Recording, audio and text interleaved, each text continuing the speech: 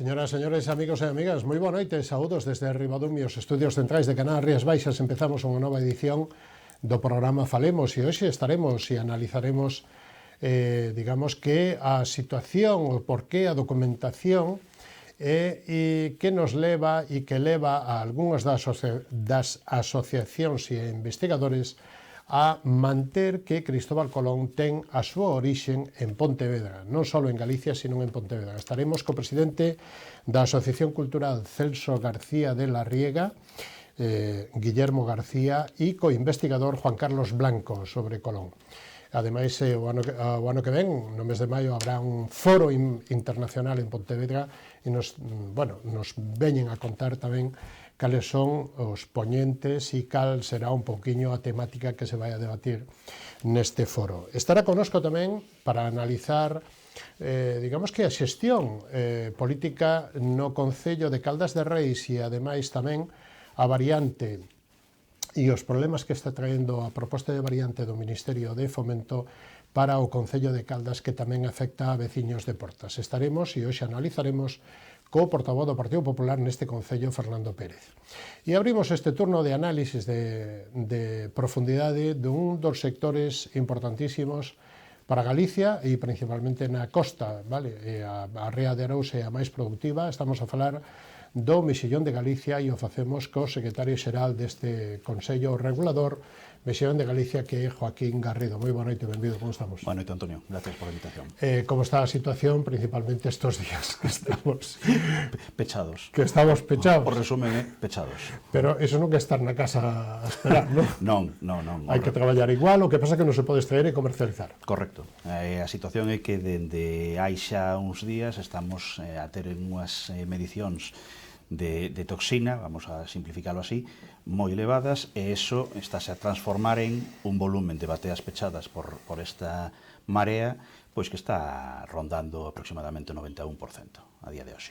Eso quere dicirse que hai desabastecemento en fresco ou todavía non porque se pechou fai pouco? A ver, desabastecemento... De produto local, me refiro.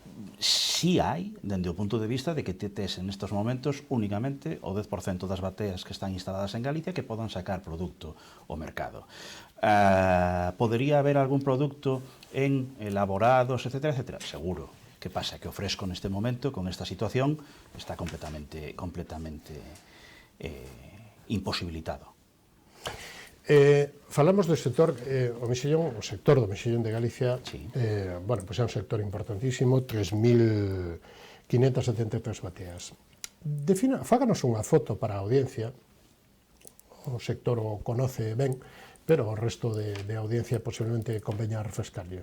Fáganos unha foto de como está o sector, como están as bateas, canta xente, cantas asociacións temos dentro do Consello, cantas bateas están non asociadas, pero que están aí e que están producindo.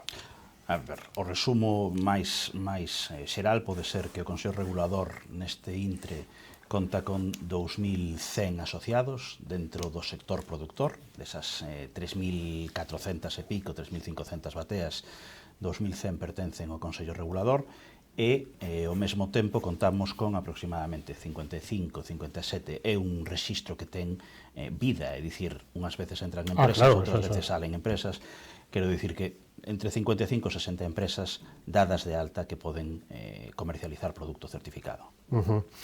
E asociacións temos unhas 45, según datos publicados pola Xunta? Seguramente poida incluso haber algunha máis. Que pasa? Que nós como Consello Regulador o que contemplamos son os titulares. A nós, nese sentido, os titulares que pertencen ao Consello Regulador son os titulares de batea e as empresas conforman tamén o seu directorio en función de que sexan transformadores ou comercializadores de fresco. Unhas 1.000 e pico, 1.200 ou 1.300 sí, estarían libres sin asociación? Non creo que se podan dicir libres son todos. Isto é voluntario. Bueno, a cuestión é para que me entenda e para que nos entenda a xente, digamos. Hai aproximadamente 1.000 e pico bateas que non están integradas no Consello Regulador? Sí, é correcto. E estamos falando de que os datos que manexábamos nos últimos anos, sí. Non nos últimos, pero fai 7, 8 anos, eran 250.000 250 millóns de kilos que se extraían das nosas bateas e da nosa ría. Correcto. Que está pasando nos últimos anos e en canto estamos de producción, por exemplo, ano que teña ben cerrado o 24? Encantaríame poder dar unha resposta que fose tan contundente como está a pasar isto. Tal cual, as cifras que nos manexábamos históricamente andaban nunha media de 250 millóns de kilos producidos por ano. Mais ou menos no 22 empezamos a notar certa caída, e esa caída constatouse dunha forma clarísima no ano 23. No ano 23 a produción galega caeu ata os 178 millóns de kilos. Esa producción, eses 178 millóns de kilos, hai que ter presente que como cifra está ben, quero dicir, vale, son moitos millóns de kilos, pero o que se constatou tamén nese ano é que os rendementos non estaban a ser positivos, non estaban a ser bons. Cando falamos de rendemento, falamos de carne en kilo de mesillón. Falamos de carne en kilo de mesillón. E evidentemente as pezas que podían participar nun kilo fluctuaron. Normalmente falábamos dun número de pezas de media, no ano 23 disparouse, por decirlo de algún xeito. É dicir, había que meter pouca producción. Había que meter máis mexillóns, máis unidades de mexillón por kilo que antes. Correcto. Por que datos desde o punto de vista de os centros de investigación, desde os propias investigacións que ten o Consello, a Xunta de Galicia, etc. Por onde vai a ruta? Cales serían os factores? Multifactorial. O problema é que sempre votamos e o queremos botar a culpa a algo en concreto, e o que temos que ser conscientes de que son múltiples os factores que poden afectar nun momento determinado. Temperatura da auga, clarísimamente. O ano 23 mostraba unhas, vamos a chamarles irregularidades con respecto a series históricas que amosaban que a temperatura non viña sendo anormal, carestía, non tiñamos tido as mareas vermellas como as que estamos a sofrir hoxe en día. Eso pode ser tamén un reflexo da cantidade de alimento que conteñen as augas, e, polo tanto, o que sí podemos dicir é que múltiples factores afectaron nunha especie de tormenta perfecta, que foi a do ano 23. No ano 24, que tamén xa está pechado, mantivos esa produción de 178 millóns de kilos, pero que sí empezouse a notar unha melloría en termos de rendemento, en termos de crecemento do animal, en termos de número de pezas kilo. E vamos a ver que pasa co 25. Como está indo? Que datos lle chegan, aínda que sean moi provisionais? Moi provisionais. O 25 comenzou sendo un ano que todos dicían de recuperación, que todos dicían pinta ben. Que pasa? Que despois fixo unha caída, unha baixada, e cando estábamos empezando a recuperar, tivemos este episodio de toxina, que é o que está a manter agora mesmo o que dicíamos, o 90 e pico % das bateas de Galicia pechadas. Volvemos ao mesmo de sempre. Este episodio non é unha cuestión extraordinaria, o que falábamos antes de estar en antena. É un episodio que máis ou menos cada 10 anos vense dando. 95, 2005, 2013, e agora máis ou menos pinta, en función do tempo que se manteña, que 2025 son eses 10 anos. Bueno, entre outras cousas, a natureza, o noso produto é completamente natural e estamos sometidos aos designios, en ese sentido, da propia natureza. Con esta situación, digamos que o sector chega a un acordo ca Xunta para que se amplíe, digamos, que as cordas postas por bateas para tratar de compensar. Influye tamén, ou hai, polo menos, preocupación ou estudios ou proxectos pilotos para cambiar o modo de cultivo, non sei. Hai algunha acción por aí ou algunha proposta? Aquí temos que diferenciar dúas cousas. O número de cordas que están admitidas para cultivo na batea está determinado, son 500 cordas. O que se pode modificar en determinadas ocasións son o número de colectoras, o que permite a captación de semilla. Solo para semilla, solo para captación, non son para produción. Correcto. Vale. Entón, usted matice todo o que teña que matizar. No, a ver, non se ten por que coñecer en tanta profundidade. Entón, si hai momentos nos que se discute o número de cordas colectoras, no que se falan ou no que se abren vías de comunicación ca administración, e cheganse a puntos de acordo nos cais pois, aumentas o número de cordas ou manténse o número de cordas ou ábrese máis tempo a posible captación vía colectoras. Son cuestións de xestión que entendemos que son levadas a cabo pola administración que é a competente neste caso e que ten que ter o respaldo científico. Pero que axuda ao sector, porque lóxicamente unha cosa xa coller digamos que a semente ou a mexilla pegada na batea ou ter que ir a buscala, non? Cos problemas que leva todo eso. Pero aí estamos, ou aí entraríamos nesta dicotomía semilla de pesca, semilla de colector, semilla de pedra. A ver, non penso que sexa nin mellor nin peor, nin que guste máis unha opción ou outra.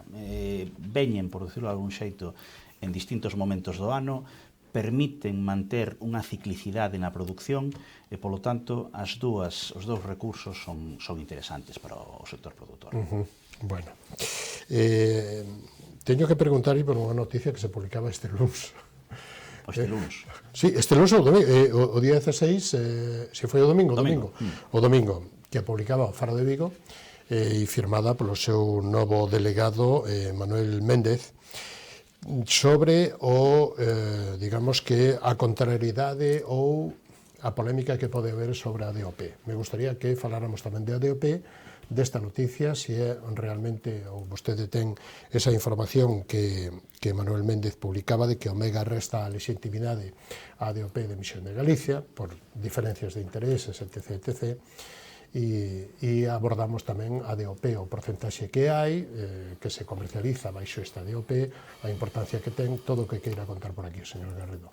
A ver, Antonio, díxeches unha palabra que é clave, intereses. A DOP non ten intereses. O interés que ten a DOP é a protección dun produto galego, que neste caso é o mexillón, e que está amparado por un sello de calidade diferenciada concedido por Europa. A primeira de un produto do mar en Europa. A primeira dun produto do mar en Europa.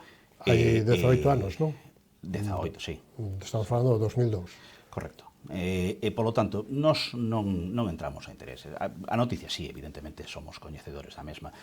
Non vamos a discutir, non vamos a opinar acerca de o que simplemente é unha opinión, unha máis, que pode ter alguén pertencente ao Consello Regulador ou ao mesmo sector. Por que?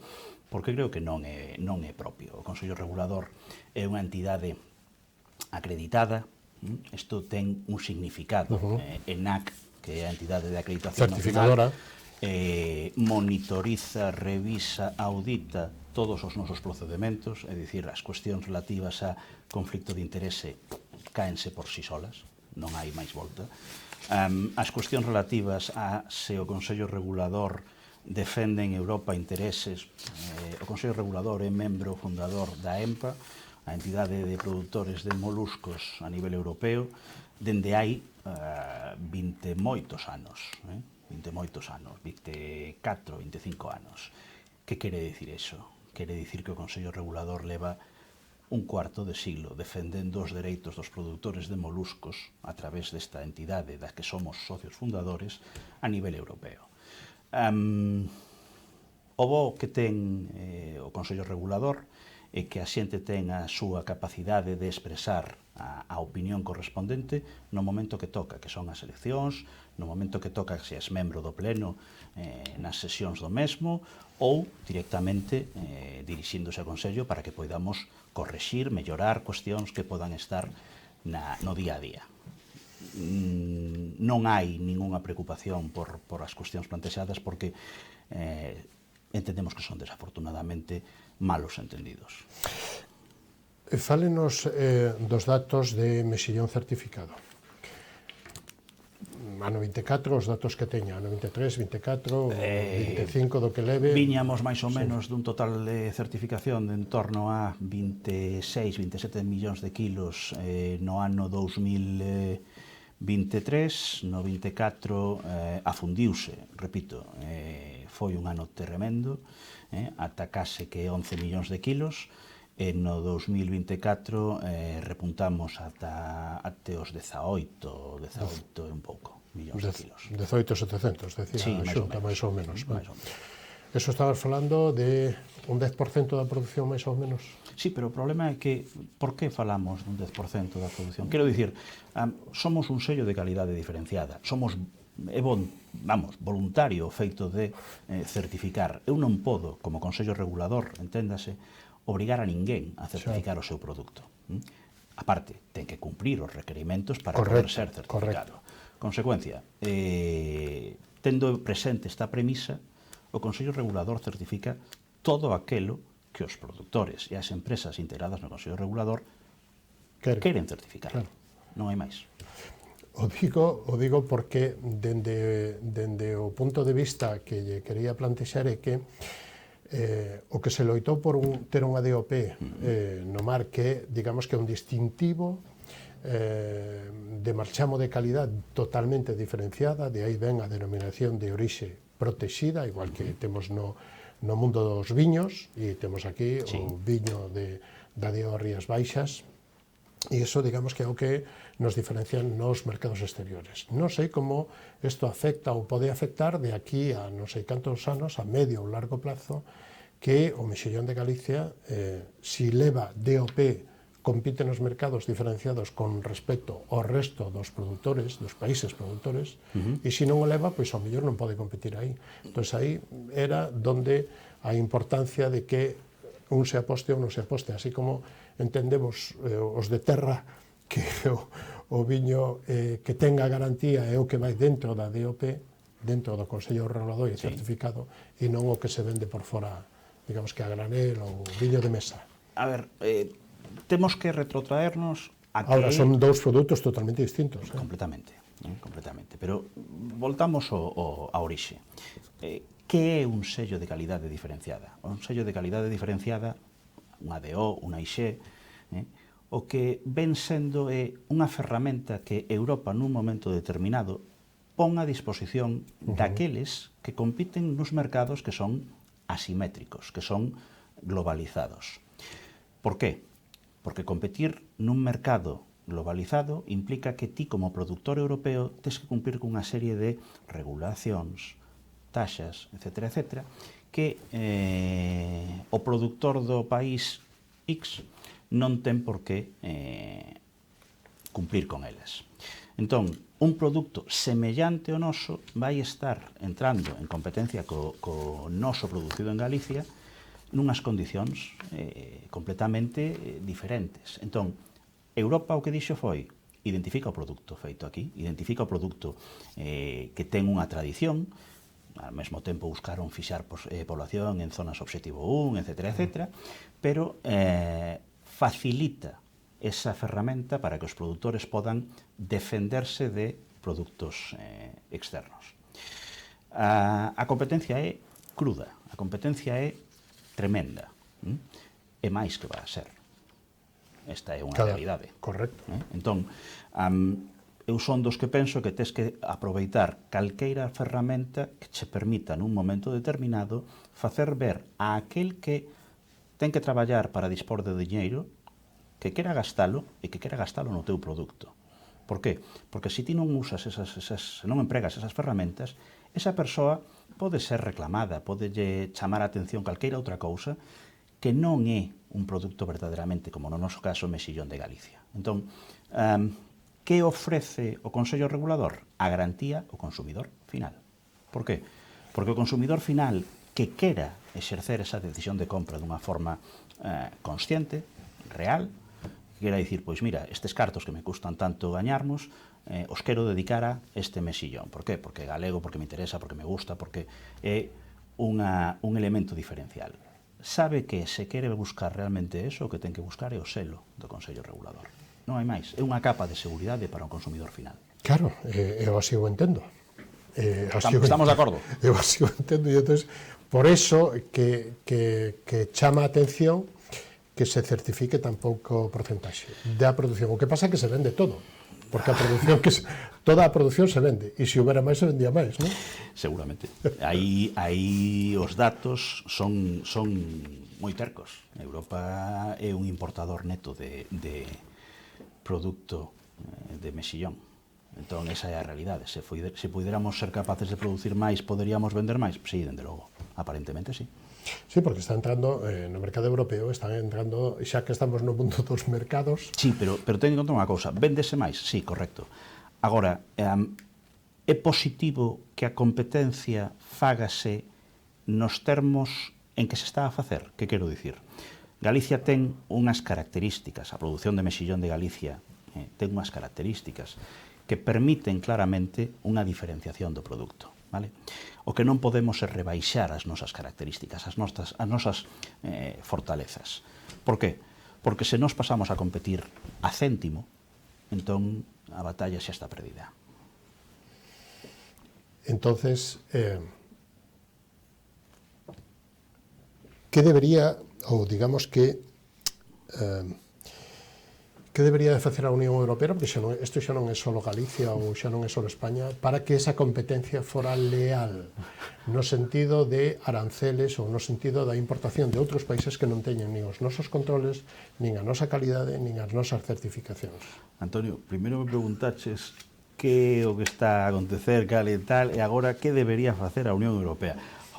Se tivera todas as respostas a estas cuestións, posiblemente non estaba aquí. Bueno, cales son as que necesita o Consello Regulador do Mexillón? O Consello Regulador demanda. Entre outras cosas, eso yo expuxeron vostedes ao Comisario de Pesca, non? Sí, pero o Comisario de Pesca levamos, repito, moitos anos trasladando cuestións que son importantes para o cultivo do molusco aquí en Galicia. A día de hoxe, cales son as nosas reclamacións? Primeiro, calidade das augas. Repito, somos un cultivo natural. Somos un cultivo que a realidade é que nosotros facemos parte dun ciclo que nace, ben sea na pedra, ben sea na corda colectora, e que acaba outra vez no mesmo sitio, na batea. Entón, a calidade da auga na que nós levamos a cabo ese cultivo influe moito.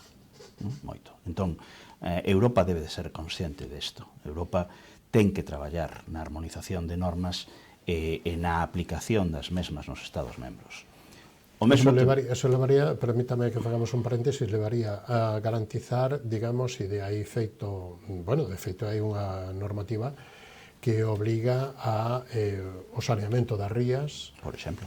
E aí hai outra, ou habría outra preocupación que todavía está enriba da mesa, que sería Altri ou a mina de Touro ou as posibles, digamos que, futuras empresas que poidan, digamos que, usar esa auga que recibe a ría, non?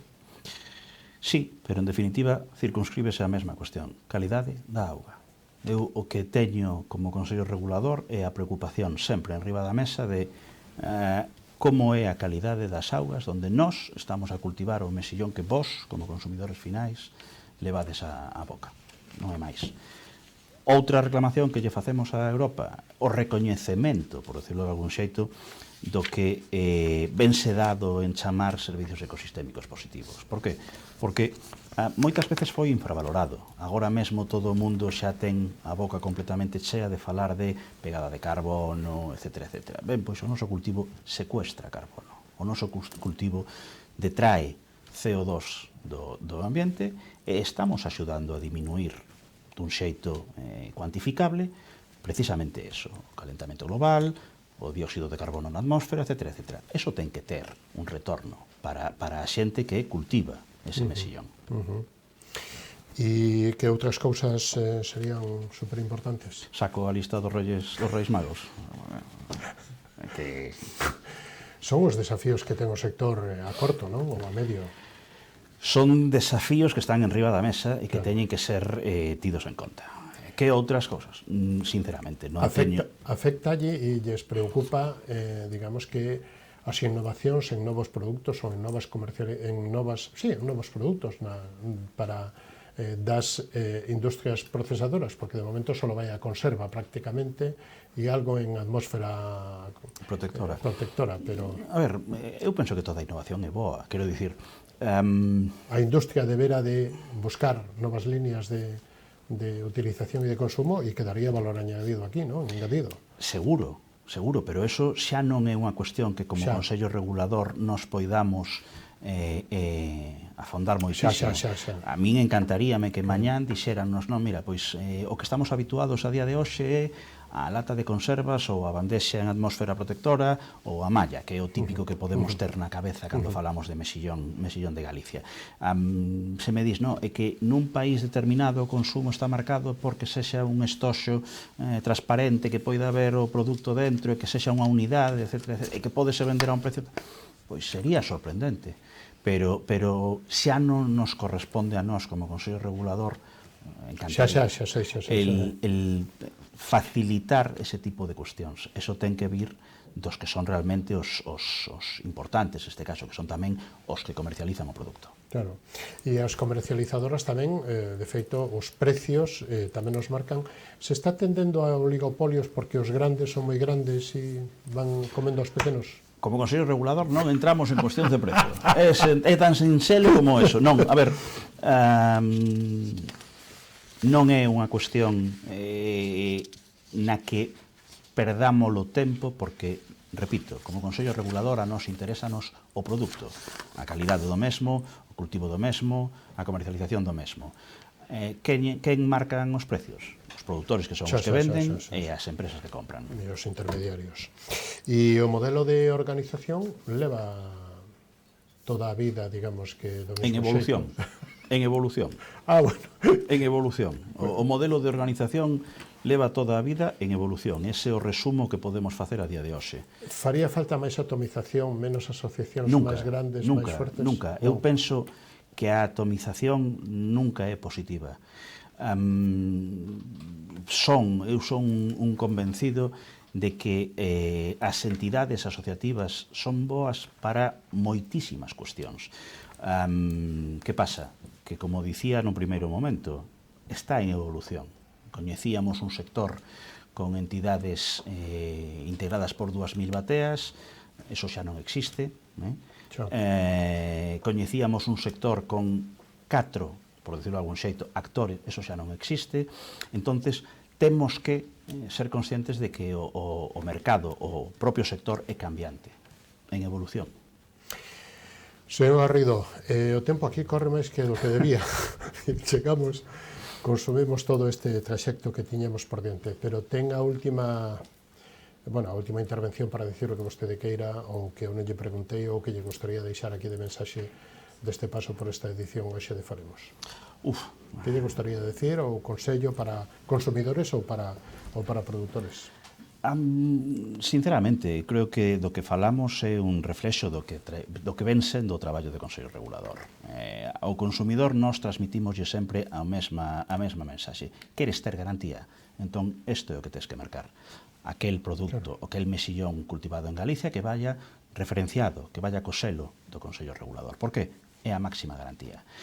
As entidades que participan do noso sector, ben sexan produtores, ben sexan transformadores, ben sexan comercializadores de fresco, todas teñen máis ou menos un mensaxe parecido.